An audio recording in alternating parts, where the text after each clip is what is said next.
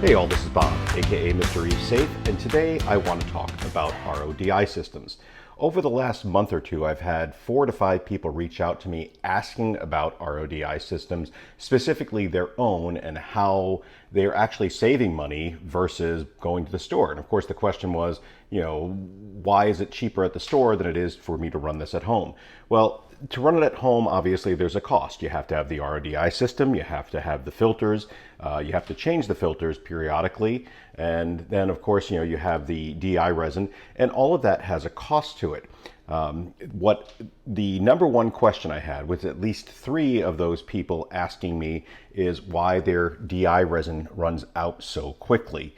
And of course, that can be different for every area. It depends on what your water company puts into the water. Especially if they're putting chloramines in the water, it's going to go a lot quicker. I make a whole lot of water here. Usually I do almost 200 gallons of fresh water, and then when I make salt water, I do 100 gallons at a time. I do that at least once a month, and if you watch my videos that I am a big proponent of water changes. I believe in them. I think that is one of the best things that you can do for your system. That being said, today I want to talk about how you can save money with your RODI unit. Now, the first thing I would suggest doing is changing out your sediment filter quite often. Like this one here, you can see it's a little bit tannish in color. Before I make water again, I'm taking that out and I'm putting a new one in.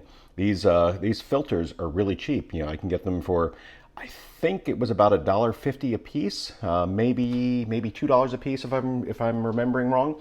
But I get them on Amazon. They're just inexpensive. I want to say they're 5 micron, and just put them in it. That's your first line of defense. That's the water goes through first, and that is what is going to pull out the bigger particles. And then obviously you have your carbon stages. This system is set up to go number 1, number 2, number 3, number 4. Now you notice this says DI stage 4.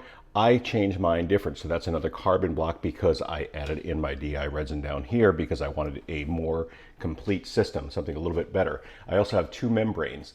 This makes about 150 gallons a day, and the reason I have 2 membranes is because it creates less wastewater. So the water will go through one membrane and then another, and then this red line is the waste line.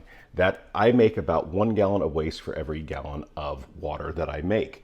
Now, the red is the waste line, the blue is the good line, and you notice it comes down here to this T section. This here T, and that T goes to my TDS meter up there. But this T section is what I'm going to suggest that you add. You can get them for about $10 online. I don't know if you can get them local or not. I've always ever bought them online. But you'll see the good line from the DI, from the RO system comes down before it goes into the DI. And I turn this so it goes to this black line. Now I treat this as a waste line, although this would be perfectly fine drinking water.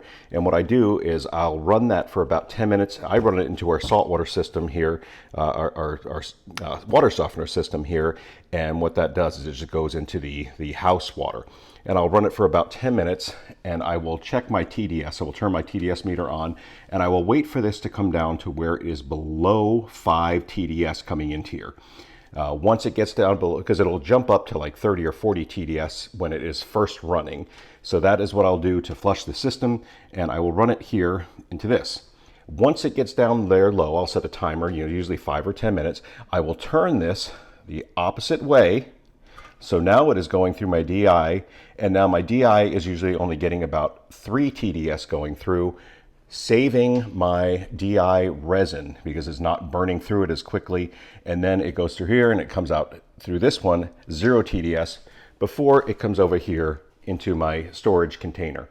And that is where I save my water. So just a quick little tip. This little piece right here is $10, but is going to save you so much time and not so much time, but so much money on wastewater and on your resin.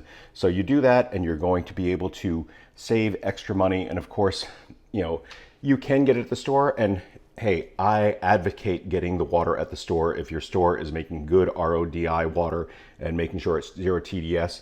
I'm always an advocate for going into the store and supporting the stores. But if this is something that you want to do a lot of, overall, is it going to save you money? Probably not, because the initial investment is going to, you have to do a lot of water changes before you save money. But this is a way that you can help save money with your DI resin, and it's always great to have water on hand. So this is Bob, aka Mr. Reef Safe. Catch you next time.